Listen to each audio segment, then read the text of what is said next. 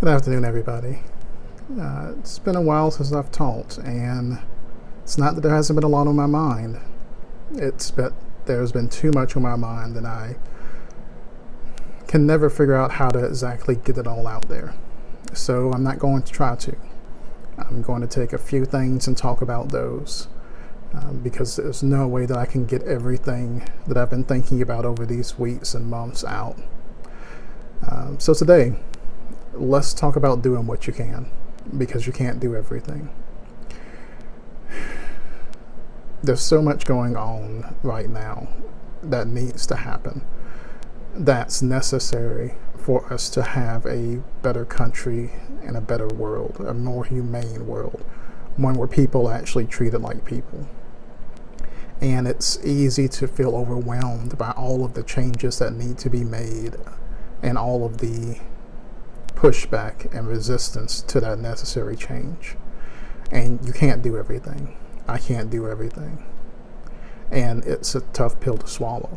It's even more difficult knowing that with everything that we do, the necessary changes aren't going to happen as quickly as they need to. And most of those changes are unlikely to happen in the lifetime of those who are pushing for them. If you have children or plan on having children, you can look at it as a gift that you're giving to them, to give them a better future than the one we have now. If you don't have children and don't intend to ever have them, like me, you have to focus on the fact that you're trying to make it a better world for everybody. If you can protest, if you can go to rallies, if you can make your voice heard and show everyone who's pushing back that you're serious, to do that.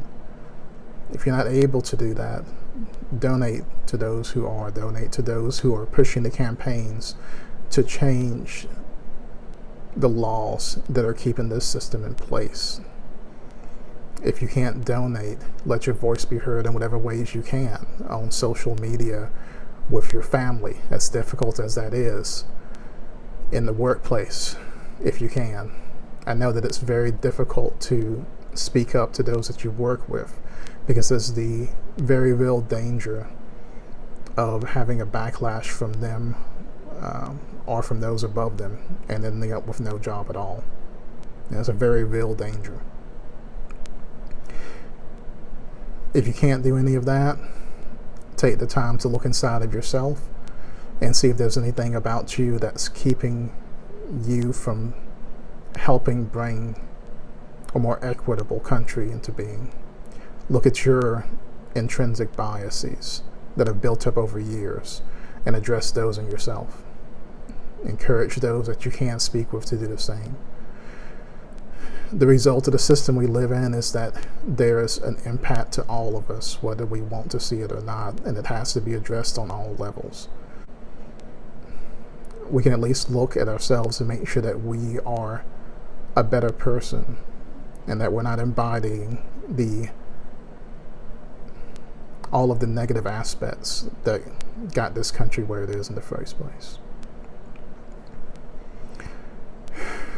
It's a difficult process, and it's so much more emotionally trying knowing how long it is going to be. But to paraphrase one of my favorite quotes, it's a difficult process, but if you know the cathedral you're building when you put your brick in, it gives you the strength to keep building. One brick at a time, we're building a better world. Those are just my thoughts, though. I'm insane to try and think that we can make people better, but sometimes it's better to be an insane bookworm. Be safe and be good to each other.